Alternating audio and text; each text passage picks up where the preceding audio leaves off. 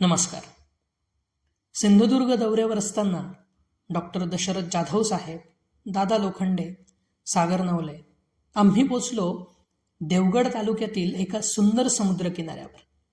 आमचा प्रवास सुरू झाला पवित्र कुणकेश्वर मंदिरातल्या शांत आणि समाधान देणाऱ्या दर्शनाने. अरब सागराच्या किनाऱ्यावर वसलेलं हे प्राचीन शिवमंदिर मन अगदी प्रसन्न करून टाकतं. दर्शनानंतर आमचा प्रवास वळला या भागातील सर्वात भव्य आणि पराक्रमी किल्ल्याकडे, म्हणजेच विजयदुर्ग किल्ल्याकडे.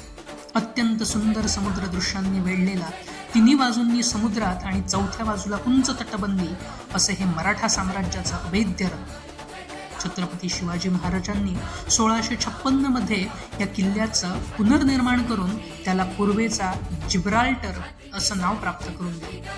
किल्ल्याची अतिशय मजबूत भिंत, आडवळणाची रचना आणि गुप्त मार्ग आजही मराठ्यांच्या युद्ध कौशल्याची साक्ष देतात.